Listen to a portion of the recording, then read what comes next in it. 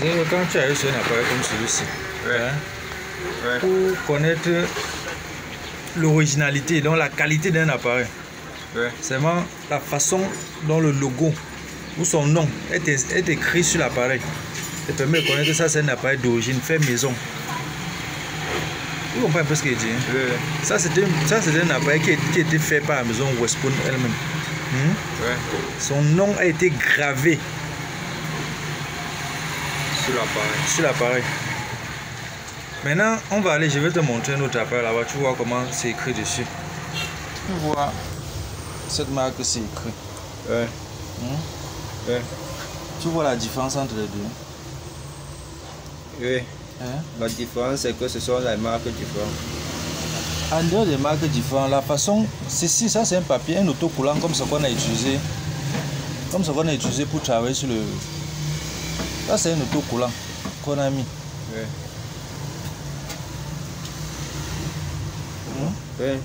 Donc ça c'est un autocollant comme ce qu'on a utilisé sur le frigo là-bas. Les gens fabriquent n'importe quelle marque, ils impriment le nom d'une marque, qui savent que c'est bien, ils collent sur l'appareil. Donc quand tu arrives sur le marché, tu vois ça, tu te dis que non, ça c'est telle marque, alors que c'est la copie de la marque. Tu comprends ça? Oui, je comprends.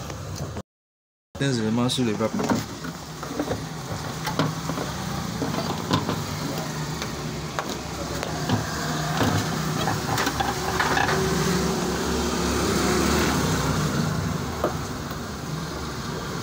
On ne déconnecte pas tout. Laisse ça en suspens. Laisse ça comme ça. Tu vois ici, ce monsieur-ci, il était logé ici. Et quand tu vois ces chiffres ici dessus, là c'est un thermostat. Là c'est son thermostat. En fonction de comment tu le règles, ça commande la température ici à l'intérieur. Maintenant, le thermostat fonctionne comment? Le courant, l'énergie électrique. Quand tu branches l'appareil, l'énergie électrique arrive ici. Ça entre sur la borne du thermostat. Ça entre sur la borne du thermostat ici. Voilà les deux bornes. Voilà les deux bornes qui reçoivent ça. Ça et ça. Si tu mets ici, si tu le connectes ici, c'est la même chose. Donc dès que tu le connectes, tu mets le courant ici. Au câble noir, le retour pour aller sur le compresseur, connecté ici. Donc le thermostat, c'est juste deux contacts, deux lames qui se touchent. Si tu portes 220, tu mets ici, tu crées le feu. Donc c'est une erreur à ne jamais commettre. Pour tester le thermostat, on ne met pas le 220. Soit tu cherches la continuité pour voir si ça passe. Et ici, c'est son bulbe qui est logé ici à l'intérieur. Donc c'est ici, et sur cette partie-ci, que la sensibilité du froid qui est produit ici est gérée à partir d'ici. Quand ici dans il reçoit l'information, ça passe dans le... Ici dans c'est le mercure. Le mercure, donc c'est un produit liquide de telle sorte que quand ça reçoit l'information, en fonction de comment est-ce que ce que l'on désire. Ce que l'on désire, ça a été programmé.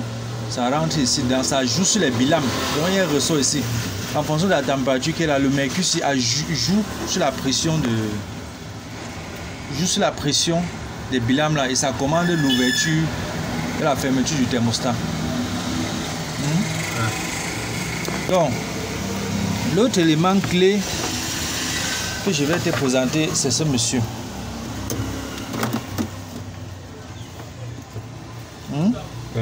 Ça sont les éléments de régulation. Il y a le thermostat, il y a aussi le thermostat de la température ambiante. Donc un no-frost a 3 thermostats. Les no-frost non intelligents. Quand je dis no-frost non intelligents, c'est quoi? Les trucs américains qui ont les cartes avec tellement de choses. Donc les trucs mécaniques comme ça a 3 thermostats de régulation. Il y a le thermostat de la température ambiante que voici qui était montré. Il y a le thermostat de fin de dégivrage. Là, c'est le thermostat de dégivrage. Voici le thermostat de fin de dégivrage.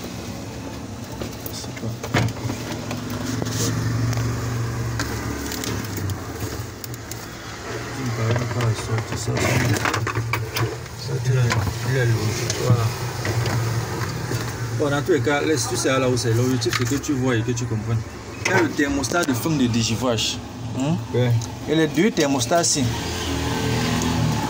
sont réglés par la mémoire qui commande le dégivage.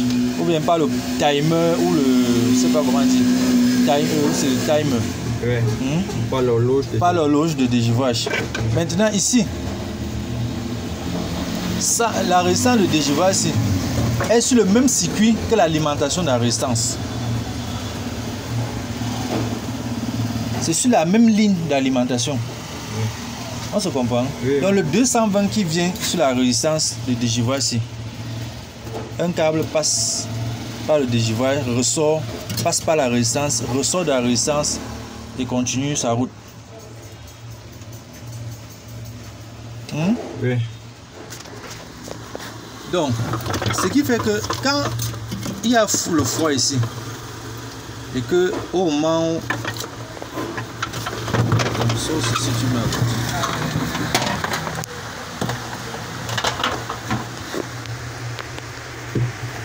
Donc ici au fond là, ici au fond, là c'est le bac de dégivage.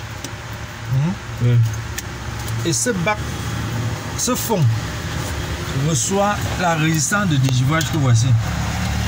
Voilà la résistance de dégivage. Ceci en tube. Ouais. Ceci en tube.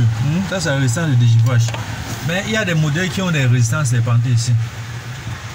Donc pour résumer, voilà les éléments principaux qui constituent un no-force, la force d'un no-force. Il y a le ventilateur. Il y a les thermostats de dégivage, il y a le thermostat de fin de dégivage, il y a la résistance de dégivage. Il y a le thermostat de température ambiante. Il y a les vapeurs. Donc tout le froid qui circule ici et ici provient d'ici. Donc quand cette résistance de dégivage est en panne, ou bien quand le circuit de dégivage a un problème, les glaçons, si tu passes la main ici, si tu envoies la main ici comme moi, tu vas voir qu'il y a des trous. Envoie la main là-bas, tu vas voir qu'il y a des trous. Envoie la main sur tout le couloir, tu vas sentir qu'il y a des trous qui passent là. Voilà. Maintenant ici aussi il y a un trou. Et en dessous de ces trous-ci aussi, quand il y a dégivage, il y a aussi un trou ici qui conduit le dégivage de l'évape au bac qui est souvent au-dessus du compresseur. Pour l'évacuation d'eau. Pour l'évacuation des eaux de condensation ou bien de dégivage. Donc, si tu as, quand tu arrives chez un client, il te dit le haut donne, mais le bas ne donne pas. Directement dans ton cerveau, tu vas comprendre que tout le circuit, tu vas ouvrir. Quand tu ouvres l'appareil, il faut que tu ouvres l'appareil, tu vas constater que les glaçons sont formés tout au long de ces bouches qui communiquent entre le haut et le bas. Entre les bouches de soufflage. Entre les bouches de soufflage. Ou bien les bouches de soufflage ou bien la réaction. Tu comprends ce que je dis? Donc, en ce moment, la première procédure, c'est que quoi? Tu sais que c'est le circuit de dégivage qui a un problème. Parce que comme tu trouves le foie, le circuit du foie n'a aucun problème. Donc c'est la partie électrique du circuit de dégivage. C'est la partie de dégivage, le circuit de dégivage, ou bien les éléments qui constituent le dégivage qu'il faut analyser. Tu comprends ce que je dis? Oui, je comprends. Si tu ne comprends pas tous ces principes, même si tu ne comprends pas déjà comment est-ce que les no-force sont, ou bien comment est-ce que le foie passe, on va venir un jour te trouver chez quelqu'un en train de démonter tout le bas là, pour ouvrir, voir s'il y a quelque chose là-bas, qu'il n'y a rien. Là-bas ce n'est que la déco, là-bas ce n'est que la déco et les bouches de soufflage, ainsi que l'éclairage aussi. Il y a l'éclairage ici, il y a l'ampoule dans l'ampoule de la box. Voilà l'ampoule. Donc quand tu ouvres la porte, voici ce qui commande, voici le bouton qui commande l'ampoule. Donc quand il est comme ça, l'ampoule est éteinte. Quand il ouvre, l'ampoule s'allume. En haut comme en bas. Donc, je voulais attirer ton attention déjà sur ça parce que quand tu compares ça,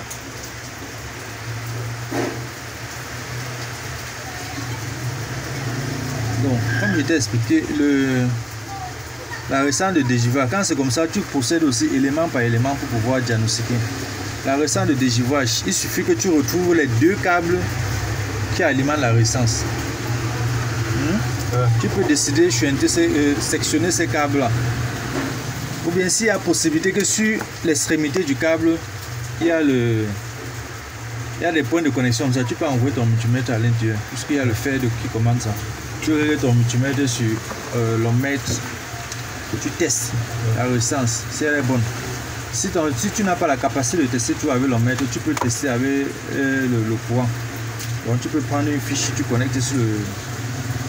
connectes sur l'alimentation, sur l'énergie électrique, tu branches les 2 extrémités, quelques secondes, et puis tu lâches.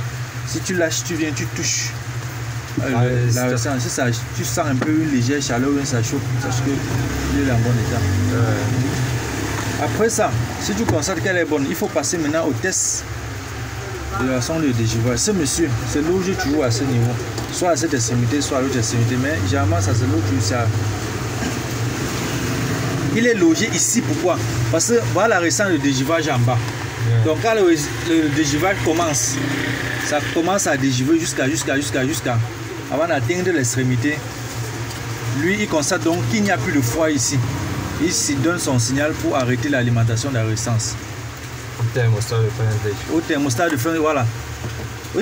Il donne le signal au thermostat de fin de dégivrage qu'il n'y a plus de froid.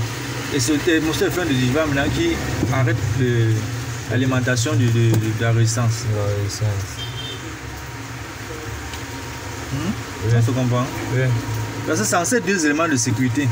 La récence va chauffer jusqu'à prendre feu. Brûler tout le congélateur ou bien brûler tout l'appareil de vidéo. Ou soit s'il n'y a pas ces 2 éléments, il y a des personnes qui arrivent à câbler ça avec le timer. Ils jouent sur le temps de marche de la récence. Décider de faire fonctionner en 5 sur 5 minutes. Si en 5 minutes c'est capable de dégivrer automatiquement, le timer coupe ça. Si c'est en 15 minutes que ça peut dégivrer, automatiquement le timer gère ça. Mais si tu ne peux pas gérer avec le timer, donc cet élément, pour le tester aussi, savoir s'il est bien. Tu vas couper ça. Tu sectionnes les câbles. Tu prends ce monsieur, tu le mets dans un demi-verre d'eau ou bien dans un verre d'eau. L'essentiel c'est que ce monsieur soit immergé complètement. Tu le mets dans un congélateur. Quand tu le mets dans le congélateur, il faut que l'eau qui est dans le verre congèle. Quand ça congèle, tu viens, tu prends ton multimètre, tu mets sur la continuité. Si ça passe. Si ça passe. Si ça passe, c'est bon. Si ça ne passe pas, tu le remplaces. C'est sûr. Oui. Donc voilà ce que moi j'ai voulu pour aujourd'hui. Tu essaies de comprendre sur les no fausses. Parce que si tu comprends tous ces éléments là, après maintenant passer à la phase pratique au câblage. Il suffit d'identifier la résistance et ainsi de suite. Donc dans ces choses, on va le faire progressivement. Pour que tu puisses mieux comprendre. Oui. Donc, si tu as une question,